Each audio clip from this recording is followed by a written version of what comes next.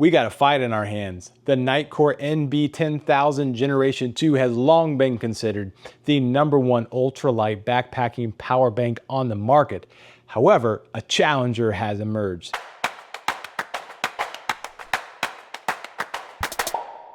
In this corner, the defending champ, the Nitecore NB10000 G2, sleek, thin, carbon fiber, and oh so ultralight. And in this corner, the Haribo 10,000 mAh gummy bear battery. This was started on quirky, which is Japan's version of Kickstarter, and it launched this past spring. It wasn't built as an ultralight backpacking battery. However, the specs make it an ideal contender for the crown. We have weight, iPhone recharge, which will look at capacity, the recharge rate of the batteries, usability, and finally style/price. Let's get into this fight. 5 rounds to see who's the winner. Let's go.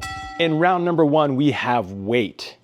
Probably the most important factor for carrying ultralight power bank. Now, I weighed both batteries with the cords that you would realistically use.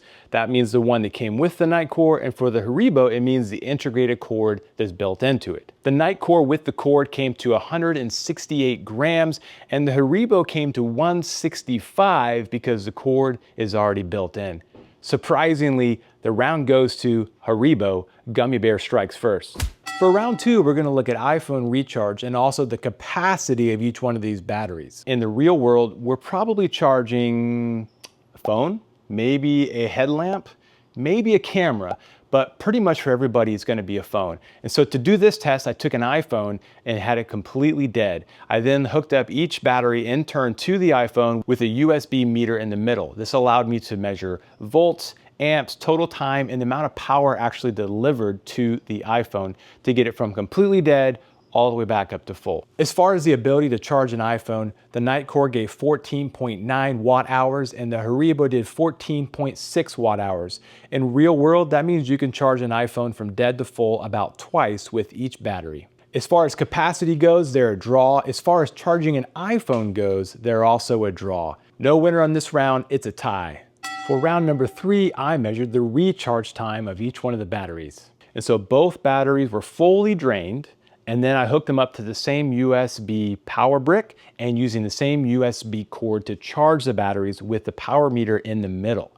I wanted to see how long it would take to go from 0 to functionally full for the battery, where you could take it out on the trail and be confident it had enough power to get you through the next section. When it came to recharge, here's where the champs struggled. When I went to recharge them from dead, it only negotiated 8.7 volts at 1 amp, which is about 8.7 watts of energy.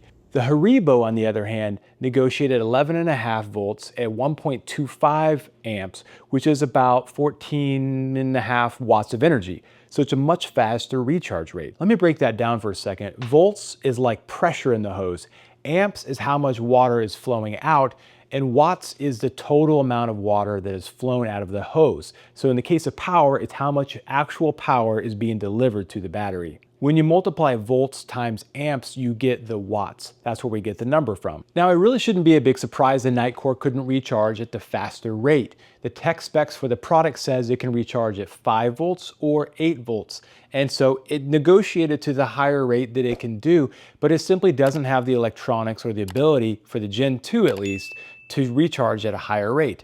The Haribo can. And it did. Now, what that practically means is when you're trying to recharge a battery, whether it be the night before a trip or whether you have a break in town and you're trying to get some juice back, that slower rate means it's gonna take over 5 hours to get this battery to functional full. That means the Haribo can get to functionally full in just around 4 to 4.5 hours.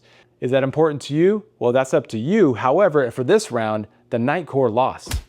Round number 4 is all about usability. How well can these actually function when you're out on the trail? For this round, I looked at the ports, the features, the recharging, to see which one is actually just easier to use for the trail life. The Nitecore supports USB-A, USB-C, and pass-through charging. That means you can have the power bank being recharged and pulling a current from it at the same time. The Nitecore also has low current mode that you can use for charging things like watches or headlamps.